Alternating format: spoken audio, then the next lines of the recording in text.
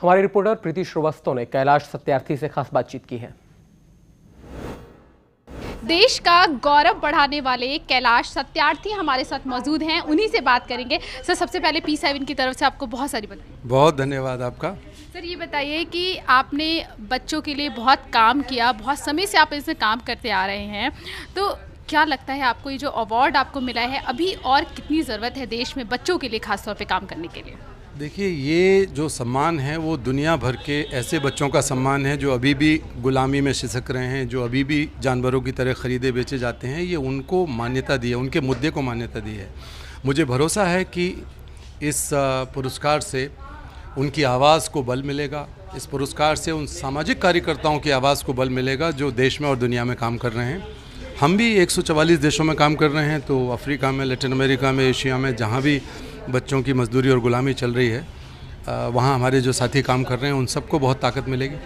अच्छा सर, एक बताइए, बाल मजदूरी के जो आंकड़े अभी कुछ दिन पहले जो आंकड़े आए थे, उसमें भारत की अगर मैं बात करूं तो सबसे ज़्यादा बाल मजदूरी के जो केसेस होते हैं वो यहाँ पर होते हैं। तो उनको सुधार करने के लिए आप क्या कोई नया कदम आप सरकार से करेंगे कि कोई नया कदम उठाया जाए या कोई कानून बनाया जाए? कानून तो बहुत बनते हैं लेकिन उसका पालन नहीं होता। जी, सरकार से जब मिलेंगे तो ज़रूर बात करेंगे और हमेशा बात करते रहें, क्योंकि ये एक साझा जिम्मेवारी है, समाज की भी, सरकार की भी, कॉरपोरेट जगत की भी, सभी की, माता पिता की। तो सबको मिल के लड़ना होगा। और चूँकि एक सम्मान पहले भारतीय को मिल रहा है, तो हर भारतीय की एक नैतिक जिम्मेवारी भी बनती है, अब केवल अकेली मेरी नहीं। मैं उन बहुत ही साधारण कार्यकर्ता हूँ, एक साधारण भारतीय हूँ, आप लोगों में से, सब में से एक हूँ।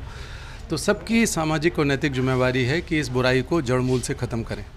सर, बहुत ज़्यादा आपने बच्चों के लिए काम किया है, लेकिन कोई ऐसा समय आप हमारे साथ शेयर करना चाहें जब आपको लगा कि ये जो काम है बहुत कठिन है और बहुत ज़्यादा प्रॉब्लम्स आपको फेस करनी पड़ी ऐसे टाइम? नहीं जी, हमारे साथ तो बहुत ऐसे मौके आए जब हमारे साथियों के शव को हमें कंधों पर रखना पड़ा, हमारे 2 साथी शहीद हुए। ऐसे मौके आए जहां मेरे अपने बेटे को सड़क पर घायल किया गया, मेरे साथ बाप और बेटे दोनों अस्पताल के अंदर दाखिल हुए। तो बहुत ऐसे मौके आए, मेरे कई साथी बुरी तरह घायल हुए जिनको मैं किसी तरह गाड़ी में बिठा के ले गया, मैं खुद घायल हुआ, मेरे साथी मुझे लाद के ले गए अस्पतालों में।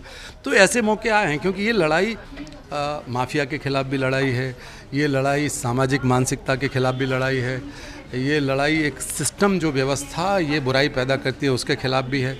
लेकिन मुझे कभी निराशा नहीं हुई। मुझे लगता है कि अगर हमारे ऊपर हमले हो रहे हैं तो हमारा काम बहुत अच्छा हो रहा है। अच्छा, आखिरी सवाल, ये जो अवार्ड है ये आप किसको डेडिकेट करेंगे? दुनिया भर के उन बच्चों को जो अभी भी गुलामी में जी रहे हैं, जब हम आपसे बात कर रहे हैं।